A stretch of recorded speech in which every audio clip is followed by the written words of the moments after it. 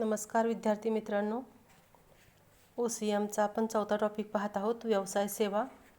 यामध्ये आपल्याला एकूण 3 सेवा अभ्यासायच्या आहेत. त्या म्हणजे एक म्हणजे बँकिंग, 2 नंबरला विमा आणि 3 नंबरला गोदाम. त्यातील वाहतूक आणि संप्रेषण ह्या 2 सेवा ड्रॉप झालेल्या आहेत. तो भाग आपल्या सिलेबसमधून कट केलेला आहे. तर यातील बँकिंग ही सेवा आपली पूर्ण झालेली आहे. आता आपण विमा या सेवेचा अभ्यास करणार आहोत. आता सेवा म्हणजे काय, त्याची वैशिष्ट्ये काय, त्या अमूर्त असतात, त्या वेगळ्या करता येत नाहीत, हा पार्ट सगळा आपण पाहिलेला आहे. आता विम्याचे वेगवेगळे प्रकार असतात. जीवन विमा, सागरी विमा, अग्निविमा. तो प्रकाराचा पॉईंट आपल्याला पुढे येणार आहे. पण विमा म्हणजे नफा मिळवण्याचं साधन नसतं, तर झालेली नुकसान भरपाई भरून काढण्याचं ते एक माध्यम आहे. म्हणजे जसा बिझनेस आपण प्रॉफिट मिळवण्यासाठी बिझनेस करत असतो, तसं प्रॉफिट कमवण्यासाठी विमा उतरवला जात नाही. तर भविष्य काळामध्ये जर आपल्याला काही नुकसान झालं, काही तोटा झाला, तर आपली जी काही आर्थिक स्थिती आहे तो तोटा होण्यापूर्वी जशी आपली आर्थिक स्थिती होती तशीच आपली आर्थिक स्थिती राहावी यासाठी मदत करणारी संस्था म्हणजे विमा आहे. म्हणजेच काय तर विमा हे काय आहे तर आर्थिक नुकसानीपासून संरक्षण देण्याचं एक साधन आहे. बघा, आर्थिक नुकसान होणार आहे म्हणून आपण तेवढ्या ह्याचा तो विमा उतरवत असतो. मग त्या विमा कंपनीकडून आपल्याला पैसे मिळतात. त्यामुळे आपल्याला काय होतं तर आपली आर्थिक स्थिती जशी पहिली होती नुकसान होण्यापूर्वी तशीच आपली आर्थिक स्थिती या ठिकाणी राहत असते. म्हणजे विमा हे काय आहे तर आर्थिक नुकसानीपासून संरक्षण करण्याचं एक साधन आहे. आता विमा हा एक जोखमीचा प्रकार आहे. जोखीम व्यवस्थापन आहे म्हटलेलं आहे. मानवी जीवनातील जोखीम यापासून संरक्षण देणारा उपाय म्हणजे विमा. मग विमा म्हणजे काय तर एक असा करार असतो की ज्यात एक पक्ष दुसऱ्या पक्षाला ठराविक जोखमीबद्दल नुकसान भरपाईची हमी देत असतो. एक पक्ष दुसऱ्या पक्षाला म्हणजे विमेदार आणि विमा कंपनी किंवा विमाधारक आणि विमा कंपनी हे काय करत असतात, हे 2 पक्ष आहेत. तर हे 2 पक्ष काय करणार तर ठराविक होणारी जोखीम किंवा नुकसानीबद्दल भरपाई देण्याची हमी म्हणजे विमा होय. तर विमा हा 2 पक्षामधला करार असतो, 2 व्यक्तीमधील तो करार असतो. आता याच्यामध्ये बघा काय सांगितलं आहे, विमा हा प्रकार प्रामुख्याने आकस्मिक किंवा अनिश्चित नुकसान होण्याच्या जोखमीपासून बचाव करण्यासाठी वापरला जातो. म्हणजे अचानकपणे नुकसान होणार आहे, आपल्याला माहीत नसतं हे नुकसान होईल किंवा नाही होणार, पण नुकसान होईल असं गृहीत धरून आपण ती जोखीम कमी करण्यासाठी, रिस्क कमी करण्यासाठी विमा हा त्या ठिकाणी उतरवत असतो. विमा म्हणजे काय बघा दिले, विमाधारक आणि विमा संस्था किंवा त्यालाच हमीदार, विमा संस्था किंवा विमा हमीदार यांच्यामधील करार होय. म्हणजे विमा म्हणजे काय तर एक करार आहे. विमाधारक म्हणजे जी व्यक्ती विमा उतरवते, समजा आपण स्वतः जर आपल्या आयुष्याचा विमा उतरवला तर विमाधारक झालो आपण स्वतः. आणि ज्या कंपनीकडून आपण विमा उतरवला, आता वेगवेगळ्या कंपन्या आहेत, त्यातली एक उदाहरण दाखल आपल्याला बोर्डवरती स्क्रीनवरती दिसते ती म्हणजे LIC, भारतीय जीवन विमा निगम. म्हणजे आपण आयुष्याचा आपला विमा उतरवतोय, तर विमा संस्था कोण झाली ही LIC. म्हणजेच विमा हमीदार कोण झाली तर LIC आणि विमाधारक म्हणजे आपण स्वतः. मग आपण स्वतः आणि ही विमा कंपनी या दोघांच्या मधला करार म्हणजेच काय तर विमा होय. या कराराद्वारे काय केलं असतं तर विमा हमीदार म्हणजेच काय सांगितलं आता मी, विमा कंपनी हानीच्या बाबतीत म्हणजेच नुकसानीच्या बाबतीत विमाधारकाला भरपाई देण्यास सहमत किंवा बांधील असते. म्हणजे विमा कंपनी काय करते, जो विमा उतरवणारी व्यक्ती आहे त्यास काय सांगत असते की नजीकच्या भविष्यकाळामध्ये जर तुम्हाला नुकसान पोहोचलं तर त्याची भरपाई देण्यासाठी आम्ही बांधील आहोत, त्याची भरपाई आम्ही देऊ, असं या कराराद्वारे स्पष्ट केलं जातं.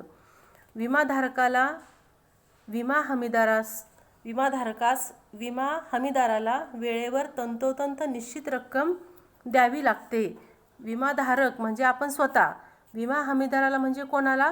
कंपनीला वेळेवर निश्चित रक्कम देत असतो. विमा कंपनी काय धर्मादायी संस्था नाही, तुम्हाला नुकसान होणार आहे म्हणून तुम्हाला ती पैसे द्यायला. त्यासाठी ती काय करत असते? तुमच्याकडून हप्ते घेत असते. ठराविक कालावधीनंतर हप्ते घेत असते, म्हणजेच त्याला प्रीमियम असं म्हटलं जातं.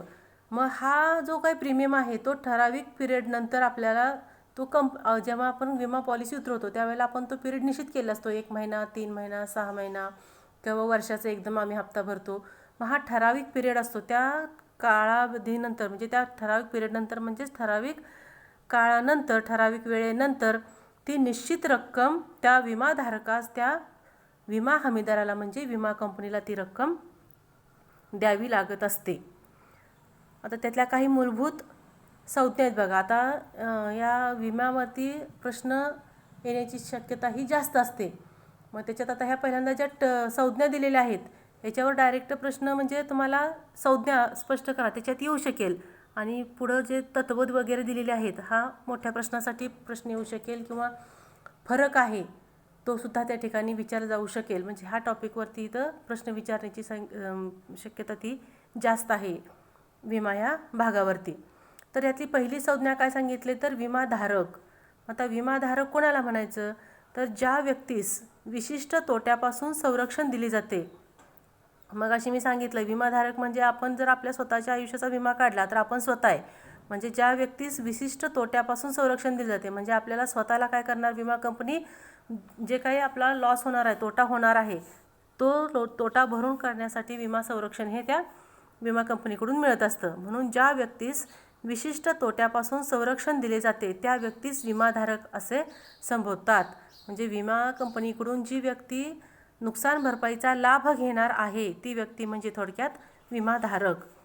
जीवन विम्याच्या बाबतीत सदर व्यक्ती आश्वासित म्हणून ओळखली जाते.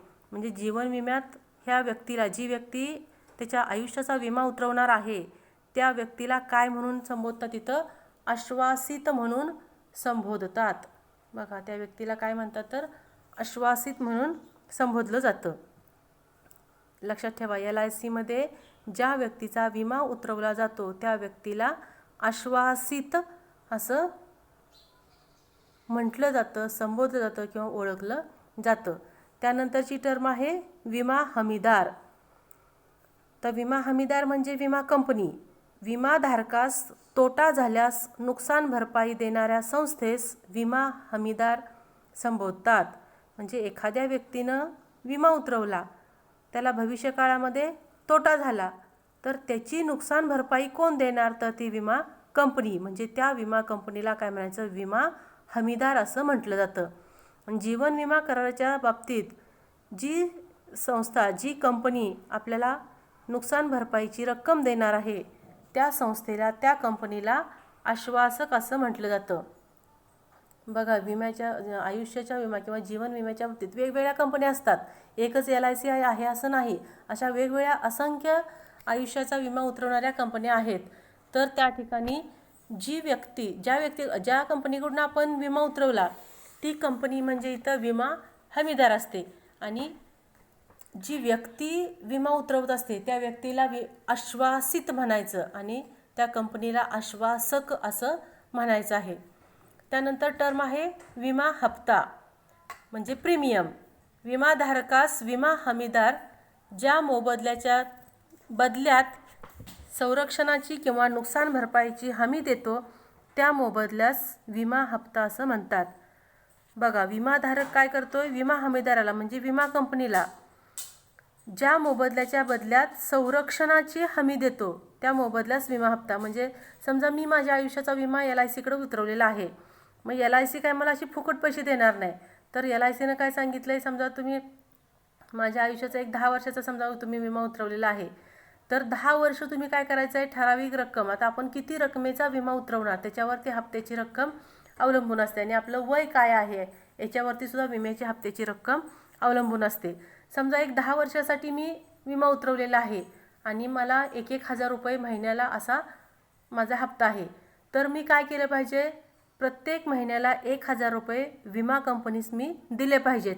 तेव्हाच त्या 10 वर्षाच्या पिरियडमध्ये समजा मी ॲक्सिडेंटल माझा विमा उतरवला आहे, मग ह्या 10 वर्षामध्ये माझा जर ॲक्सिडेंट झाला तर विमा कंपनी काय करते, मी जरी 1 वर्ष हप्ते भरले आणि माझा ॲक्सिडेंट झाला तरी विमा कंपनी काय करणार आहे, मला पूर्णच्या पूर्ण रक्कम, जेवढ्या रकमेचा मी विमा उतरवलेला आहे तेवढी पूर्ण रक्कम मला विमा कंपनी नुकसान भरपाई म्हणून त्या ठिकाणी देणार आहे. पण त्या बदल्यात मला विमा कंपनीला काय द्यावं लागणार आहे, तर ठराविक रक्कम, म्हणजेच मी तो जो हप्ता 1,000 रुपये महिन्याला देणार आहे तो म्हणजे माझा विमा हप्ता, म्हणजे विमाचा प्रीमियम. त्यानंतरची टर्म आहे योजना पॉलिसी दस्तऐवज. म्हणजे विमाधारक आणि विमा हमीदार यांच्यामधील जो काही करार आहे त्या करारातल्या अटी, शर्ती आणि नियमांना विमा धोरण असं म्हटलं, पॉलिसी असं म्हटलं जातं. धोरणामध्ये विविध अटी व शर्ती असतात. म्हणजे विमा उतरवणारी व्यक्ती आणि विमाचं नुकसान भरपाई देणारी विमा कंपनी या दोघांच्या मध्ये जो करार होत असतो त्या करारामध्ये अटी, शर्ती आणि नियम आहेत. त्या सर्वांना विमा धोरण असं म्हटलेलं आहे. त्यानंतर दावा.